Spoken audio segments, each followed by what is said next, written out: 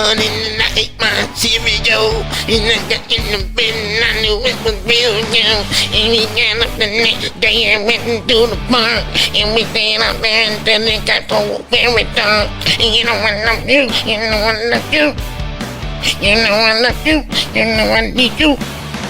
And everything you think that doesn't come up with cooking. Okay, I think y'all just heard the first single. This is Capital City with Capital J. What's up, man? Today is a beautiful day.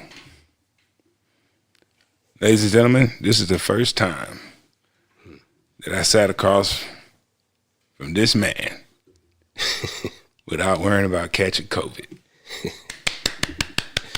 I ain't giving you no applause. Shout out to Pfizer. I'm gonna edit that. I don't know what you talking about. Now, this week, you know, we're gonna kick it. You know, just enjoy the conversation, man. Right. You know, It's been a minute. yeah, it's been a minute, man. But you know, we're gonna just kick this today like two dudes. Most people today, the biggest back and forth I hear is lyrics. You know, you got your lyric guys. How important are lyrics? Right. Man, if the lyrics ain't right. And then you got some people who could care less. Right. And we're reaching the point right now where it's about, 50-50 depending on your age and demographics, where you live, Right. how much do people care about the lyrics, Are they more important than the style? Lyrics versus style. Today's episode. Today's episode is entitled Lyrics versus Style. You with it? I'm with it. Let me clear my throat. All right. Now, we always start at the beginning, right? So, how important were lyrics from the very beginning? Like, let's start thinking back. We talked to Tony Crush. And, he gave us a very, very in-depth look. Right. To the start of hip-hop. So I'm totally humbled just by the conversation. It's like, yo, this is all the realness. So when you go back to that era, I think lyrics were important then. When? In the era of Tony Crush. Yes. I think what they were saying was very important and how they said it too. So I think it was lyrics and style. Right. Right. One was just as important as the other one. Right. Yeah. Right. If you listen to those rhymes, and I say style because you listen to the way the old school rappers kick their stuff, and up until like a Rakim, I say versus the way Rakim did when he came in. I would say like you take Melly Mel and those guys, Grandmaster Flash and Tony Crush and all these cats from that era. Right. They give you the lyrics because they come from an era where the lyrics were important because they're performing and they're saying stuff and they want the crowd to be like, that's clever. Control the crowd too. But at the same time, you listen to the way they present it. It's showmanship. You know what I'm saying? Absolutely. And so it felt like a 50-50. You have to have the words and the showmanship to get over. And I don't remember anybody before Rakim who was like, man, forget that. Just listen to my lyrics. There was not a lot of showmanship in his performance. It was just straight lyrics. Listen. Boom, boom, boom. Monotonous tone. He even described himself with my monotonous tone. Mm-hmm. You know what I'm saying? Guru was another one who kind of, you know. Mm-hmm. But before you listen to these guys, you know, broken glass everywhere. People they just don't care. Mm-hmm. That's, you know, that's not a monotonous flow. No. Like the going up and down and all that is intentional, mm-hmm. and it goes within the song and the structure. You know, even Run, you know, mm-hmm. 2 years ago, a friend of mine asked me, you know, and then when they get into it, you know, they hard times, they do it together. It is showmanship within their lyricism. But I think, well, to agree with what you're saying, and I think that it was almost like what they consider now is creating a vibe, because everything, you know what I'm saying, like you look at how the songs were put together, the artist, the look of the artist, and everything, all this thought went into this to create this, you know, because this was like the start of something. And now I think a lot of the music is more of like a vibe, you know, like the music sends off vibes to people as to why people listen to what they listen to. Yeah, and the lyrics become a part of the music, mm-hmm. just kind of like almost like another instrument. Mm-hmm. Yeah, where you're not really paying attention to what it's saying so much as does it belong in the song, and if it goes with what's going on in the song, you know, you kind of mm-hmm. tune it out to a point. Right. You know, but some people, you know, and there are people who hang on every word, mm-hmm. but I mean, not to discredit some of the young boys, because I think Lil Baby spit.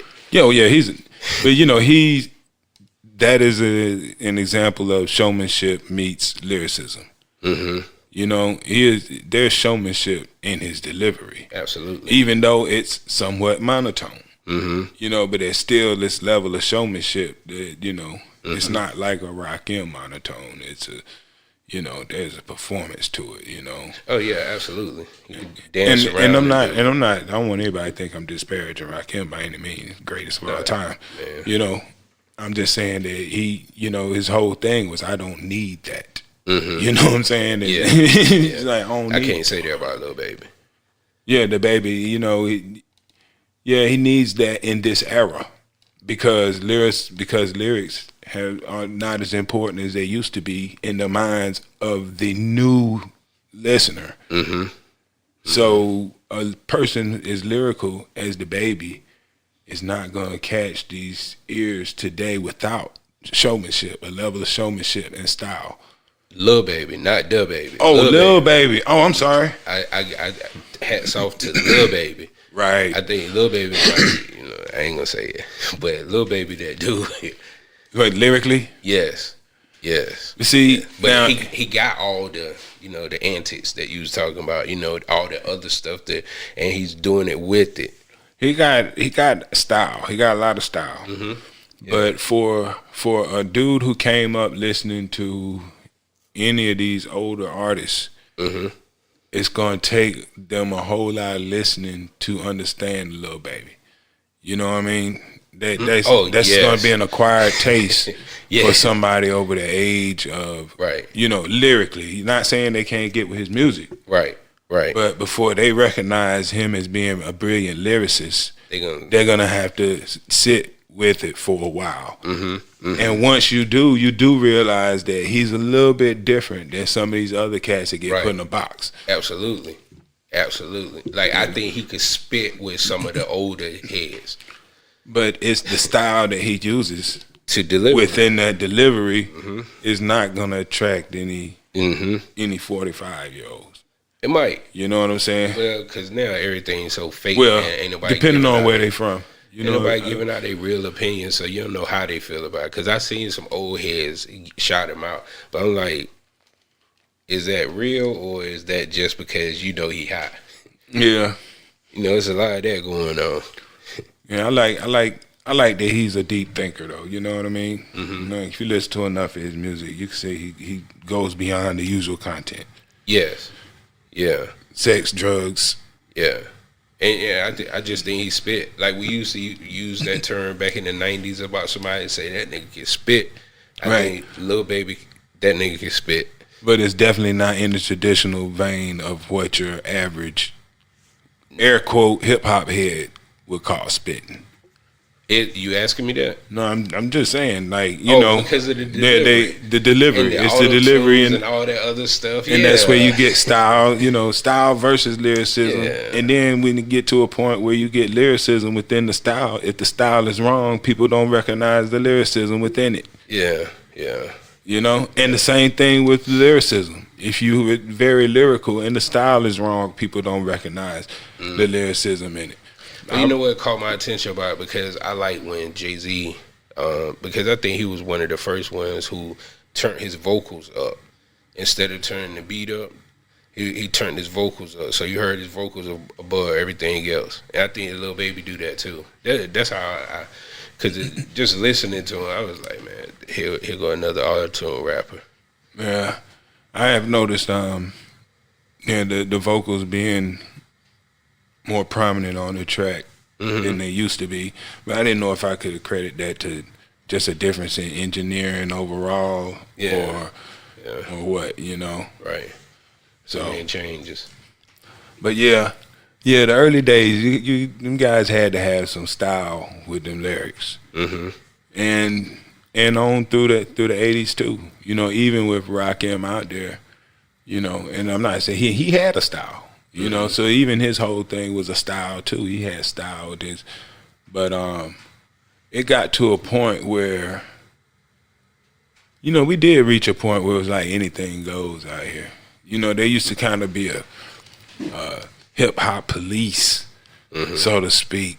You know, and I remember being policed by them my own self. And I'm not talking about the ones that pull over rappers and get them charges and all that. I'm talking about hip-hop police within ourselves to keep certain things from infecting the community. And that's like, you know, we police ourselves.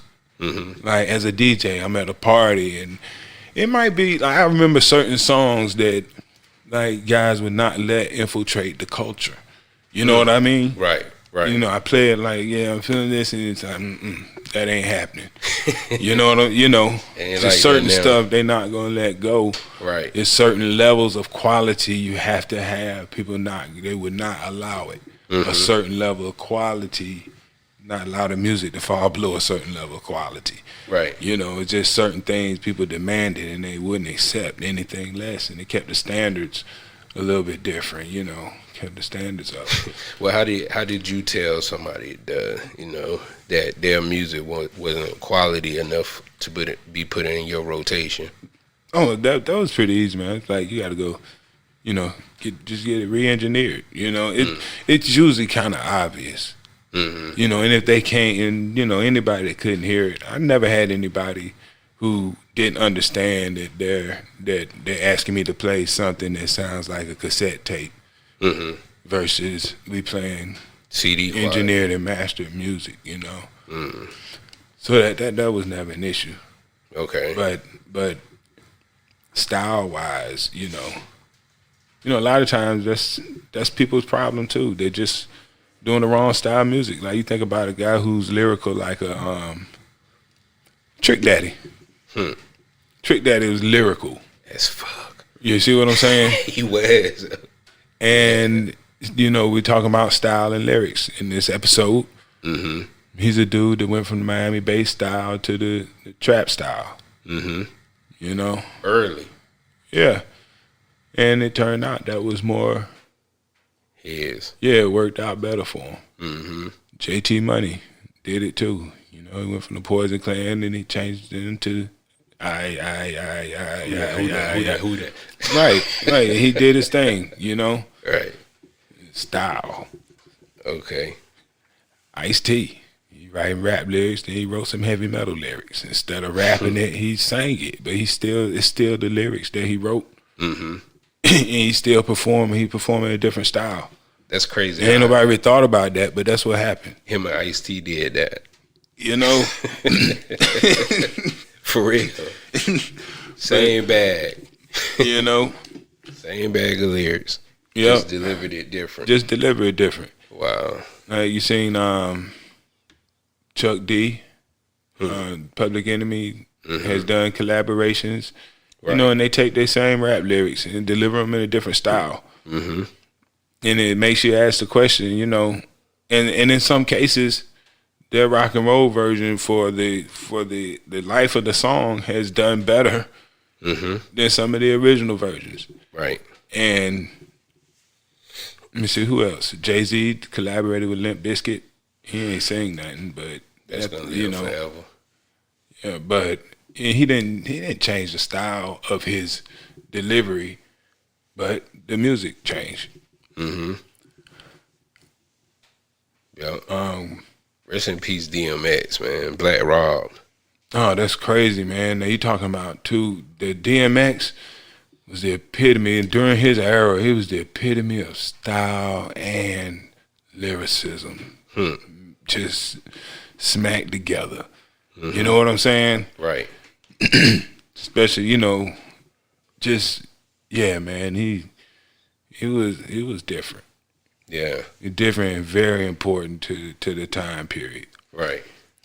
You know, he's one of those people that I always wondered how what type of career they would have had Tupac lived, and how many of the same fans they would have shared. You know what I mean? Right. So would them Right. coexisting have impacted the other one?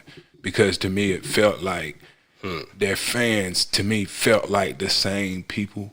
Mm-hmm. You know what I'm saying? It felt like they were talking to the same people and they touched the same people. Right. Damn, that's You know? did, though. You think about it. Yep, and Almost in like- style too. You know what I'm Yeah. saying? Their styles went together. They could have done great work together. You know, had they both coexisted Right. in this music together. I think their styles would have gone together. That would have been something to hear right there. So who would have been that person with Biggie? With Biggie today, Can't even say Ross. I don't think 2 Chainz, man. 2 Chainz. Yes, Ooh. 2 Chainz and Biggie all day. Ooh. Come on, man. That to me, I don't even think twice about that. Immediately, you know what I'm saying? Like Okay. when I think about the way he kicked it with Meth, and then how Meth kicked it with Redman, I'm like, yo, man, 2 Chainz is that type of MC. You know, Yeah. in a more recent package, Damn. that would make an awesome damn. They make an album together called Big Chains. That'd be dope. Woo! You said 2 Chainz and Biggie. Okay. Hey man, I I'm would telling have you, never guessed that one, but I ain't mad at it. that's man. Yeah. To me, you know, style wise, you know, Yeah. like it's they have light-hearted deliveries. They still have the same content as everybody else, but they give it to you in a light-hearted way. It feels comedic, you know, kind of Yeah. funny at times, and you know they say funny stuff, Right. clever, you know, and they can get on any beat, and they always fun. When you listen to them, it's fun. Like when they voice come on any song, Right. the mood in the room lighten up. Like Big, I got a story to tell.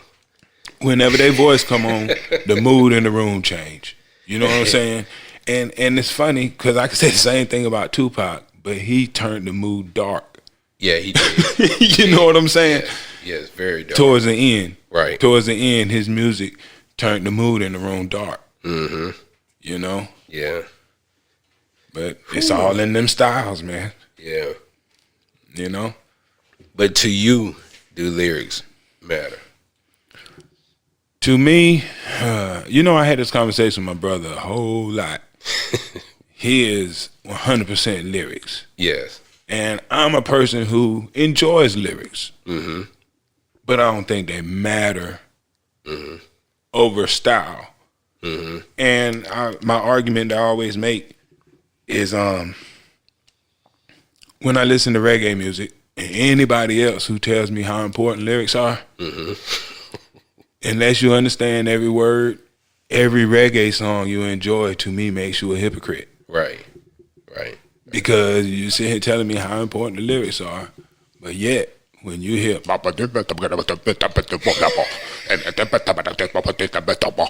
you don't know what they're saying, but the style is incredible, and it goes with the music. Right. And some of them dudes be going just as hard on that as they go to a Nas joint. Absolutely. So is it really the lyrics are that important? For certain songs. But no, I do get it though. I'm not saying that makes you a hypocrite. Yeah. You know what I'm saying? That was just it just sounded good. Yeah. But check this out.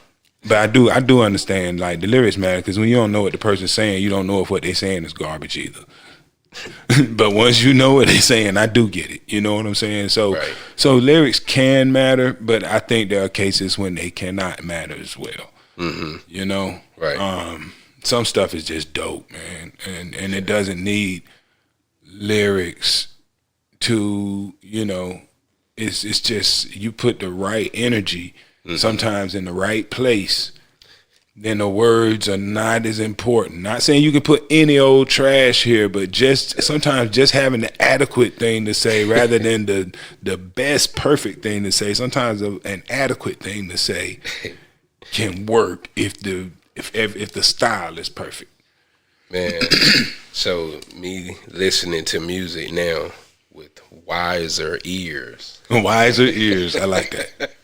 It's some shit that I used to listen to that I'm listening to now, and I'm like, why was I listening to this? This Give me an example of Old Dirty something. Bastard.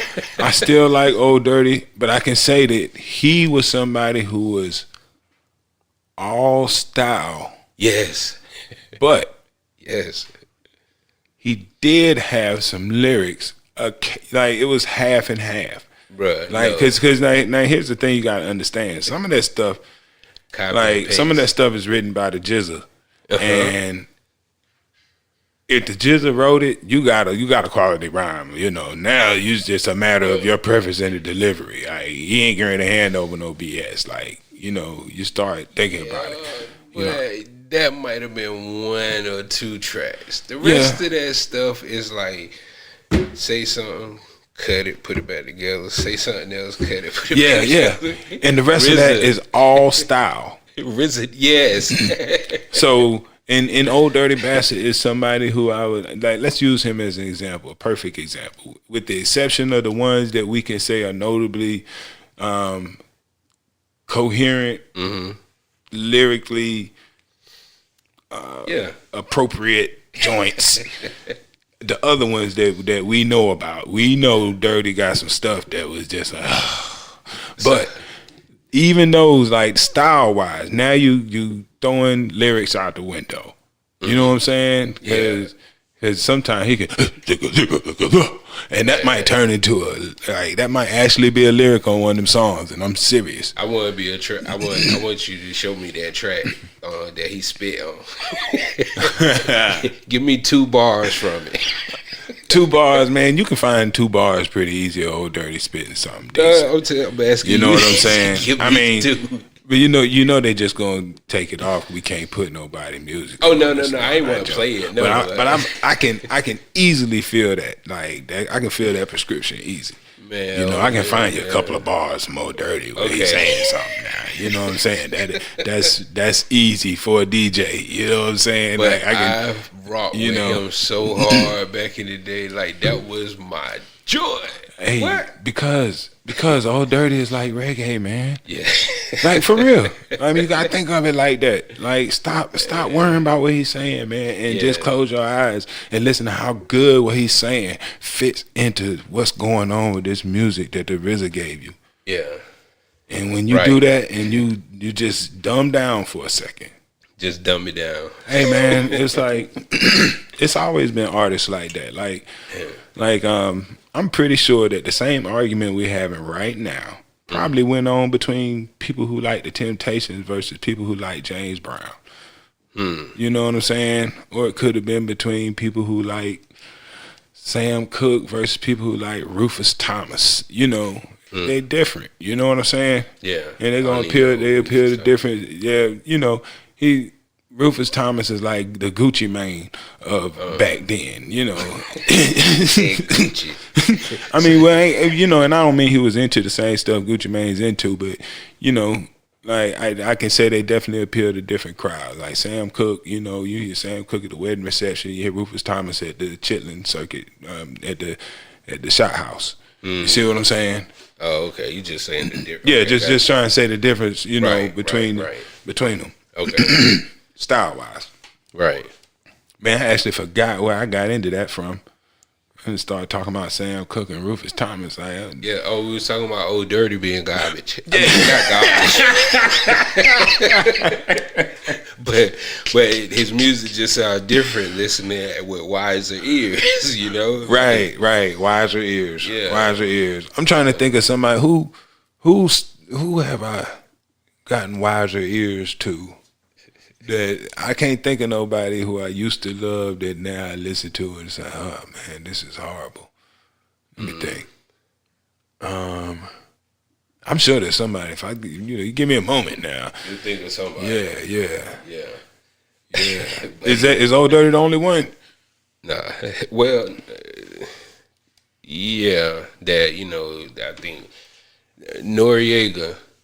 You know, I don't think I ever thought he was lyrical, but if you just go back and listen to it, like, what? I said he was more style than lyrics, but he was adequate lyrically. It wasn't, you know. He was garbage, B. He know it. He know it. He created a vibe, though. You know what I'm saying? I'm not taking away from that part of it. Because he had me. I was a fan. Right. You know what I'm saying? I was a fan. But I But that's a style guy, though. Yeah. You know what I'm saying? Yeah. What? I mean, that's you know, that's style. Shit. And that in itself is a talent. Right. That everybody don't have. T-O-N-Y and F-A-N-Y. Capone made it, you know what I'm saying? Held that down too, though. But Nori took that single career to a whole different level. When he needed to, he pumped out them hits. Got to give him credit for that. Now, he pumped them out. Kept coming with them. And what a lot of people don't understand is, you know, the Neptunes have been out there floating around. Mm-hmm. But I really credit Nori Right. for their acceptance and entrance into our hip hop sphere as deeply as they were. Like it was that, like, you know how sometimes people hit on the right thing and everybody wants a piece. Right. They were the hot ticket for the next 7, 8 years, 10 years after what? After what? What? Oh, yeah. What? Yeah. Super Thug. Yeah. That was a banger. Yep. And then after that, man, they were the go-to producers for a minute. Mm-hmm. Like you said, you got to give Nori props for that. Yeah, there wouldn't been no "Give It to Me" if that song hadn't happened. Absolutely. The Jay-Z "Give It to Me." They I say groups like Capone and Noriega made room for the South to shine at a bigger level, and like Memphis Bleak. You always equate them with the Southern smash off. I don't see them in the. I don't see Capone and Noriega in that. What you mean the Southern smash off? You be like Capone and Noriega, and, you know, that's about the third time we've been in the show, and you credited them with some influence on that. Yeah, you know, because style wise. Yeah, their style, you know what I'm saying? Because their style, I think, made it more acceptable, you know what I'm saying? Because let's not front now. During the time that Capone and Noriega came up, New York was still running it. You know what I'm saying? And then after that, the shift happened. I'm not saying they, give them credit for the South uprising. Hell no. No, I'm not saying that. For Capone and Noriega. Hell no. That's not what I'm Master saying. P would have never made it. Hell no. I'm just saying that their style was. I felt like it was almost. It just. I think it was like very similar to what came out of the South later on, and then next thing I know, the whole New York on the South tip. You know what I'm saying? Like, and not to say it like that, the tip, but I'm just talking about from a fan standpoint. I'm strictly a fan in this thing. That this is how it seemed to me. That and it just took off. Well, shoot. Speaking of style, that's another part that goes into the main topic. We talk about lyrics versus style. Mm-hmm. As things shifted to the South, I felt like what a lot of the pushback was, like, I'm a true fan of hip hop and a true fan of Southern artists, and it's not the same style lyricism. It's put together differently. The style is a different style, but I think the lyricism there, but the style is basic in structure. So with the basic style like that, a lot of the lyricism is missed because the style in which it's presented is what New York feels like they have left that already. When you think about it, it's almost like if you think about how many times the style of rap has changed through the years, the style that the Southern MCs were using when they were first being presented to New York was a style they had already finished with. You see what I'm saying? So to them, they just hearing something this town dated. And I remember myself thinking that was probably the biggest issue a lot of times with the music. When you have access to both New York and what's coming from the South and the West, the style that you're hearing on this music, it sounds dated because you done heard it already from New York artists and they're on to something else. You know? Right. Like when Eazy-E was still, on the simple flows, they had moved on from that style already in New York, Rakim was already out. Like, dudes didn't rap like that no more. And then by the time dudes start rapping like Rakim on the West Coast and the other places, like you hear a dude rapping like Rakim and it's coming out the South or something, it's, Das Effects is already out. You see what I'm saying? So you miss out on how lyrical, what's going on with UGK and Scarface and all these cats. Because you thinking that what you're hearing is dated, but it's just the way they do their thing. You see what I'm saying? Which I think is why Outkast gained so much respect, because it wasn't a style that was familiar to anybody. It was Outkast style. Hymns. So they couldn't, all they could do was recognize the lyricism, because they couldn't even fall into the habit of throwing them into the box of, oh, here it goes sounding all dated. You see what I'm saying? Right. So what's the difference now? In what? Like, because now it's hard to say because there's so many different styles and stuff now. Like, if any given region, because hip hop used to be a regional thing, like you can tell where somebody from by how they rhyme and stuff like that now, right? I mean, back then. Now, you gotta actually know the person to know where they are from. And we touched on this before in one of the earlier podcasts when we was talking about, I guess, if I remember correctly, how versatile hip-hop is. Right. And, you know what I'm saying, the growth of it. But nowadays, like, it's open season. And so with that being said, like, I guess to bring it back to my question, like, what's the difference now? Do you think that what you think is gonna last because of the state of things now? So what you think is gonna last? What, style of lyricism? Yeah. Well, when you start, it depends, man. Like when you think about what lasts, it depends on who's creating the archive. And like for example, think about there's critical acclaim, and then there's what the fans like. Right. You know, sometimes the stuff that wins Grammys and Oscars that you wouldn't sit down and listen to.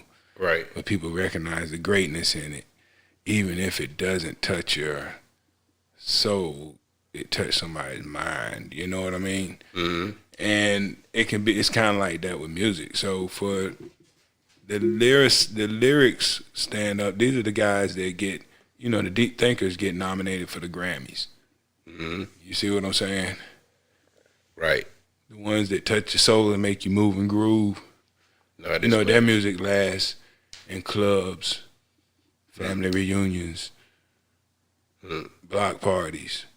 You see what I'm saying? Right. Right. People's playlists. Even if it's even made anymore, because it's been a long time since I heard some music that touched my soul. Man, I hear some good stuff, man. Some good R&B out there right now. Yeah. Really. You start back listening then. Yeah, man. There's some dope stuff. Mm-hmm. Yep. I remember, when I first heard that Doja Cat chick, I was like, man, I think, she's a combination of style. She's not incredibly lyrical, but she's an artist all the way through. So she dabbles in making music. She writes, she sings something, she'll rap something. Right. And when you start really noticing, that kind of talent right there is something that was going to happen. You know what I mean? A combination of style and artistic integrity. Right. What's the best investment in music right now? You mean style versus lyrics, or just in general? Just in general, and let's keep it, with as far as from an artist standpoint. What's the best investment in music right now?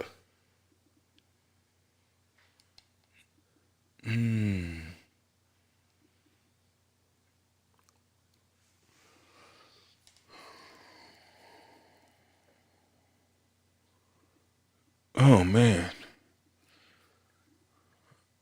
how much money are we talking?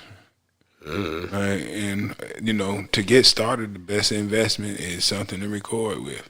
Once you got that, the next best investment is, unfortunately, we live in a society that is visual, and probably the next best investment in today's world is, I've noticed that people respond when you look the part.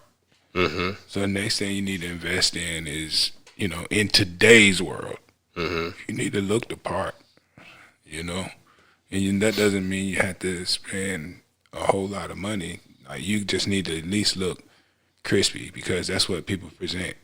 Like, there's already a standard set, and whether you agree with the standard or not, if you're going to participate and you're going to present yourself as a member of this society, then you need to at least be standard. Right. Or people not going to take you seriously. Right. So, so I say if you're an artist, look around, see what the standard is, and make sure that you meet it at minimum. So that's your next investment. And third is, once you had the recording and you can look the part, you present it.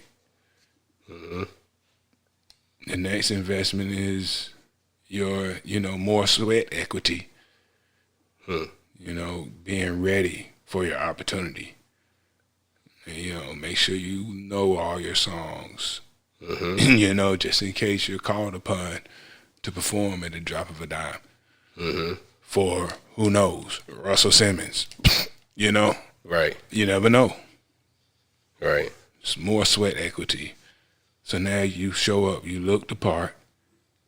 You bought the recording equipment, so you should have product to give. And you put in the sweat equity, so you're ready for anything.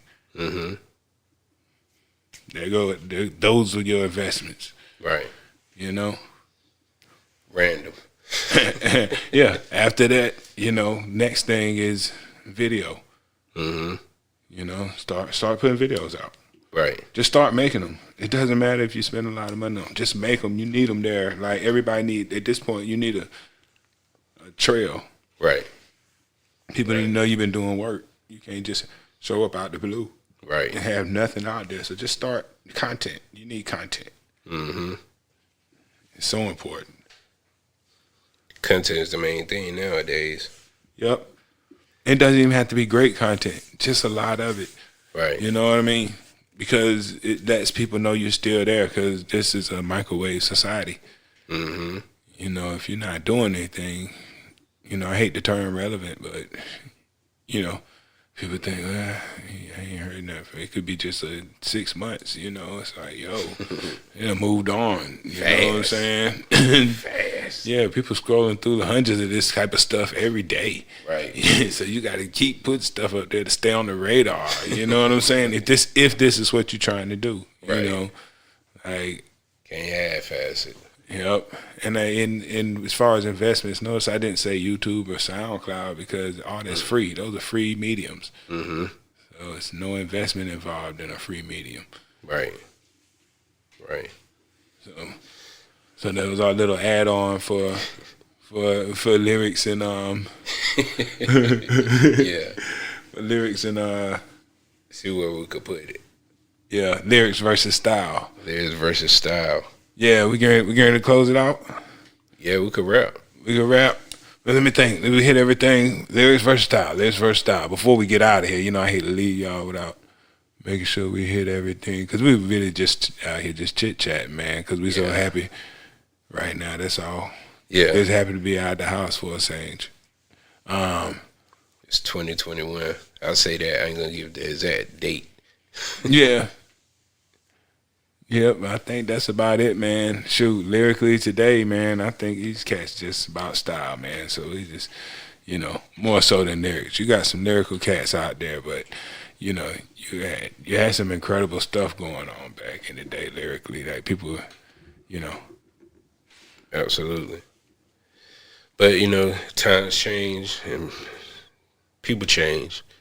And people change with time. You don't change, you losing your fucking mind. Yeah, boy. You better get with the program. This is Capital City with Capital J.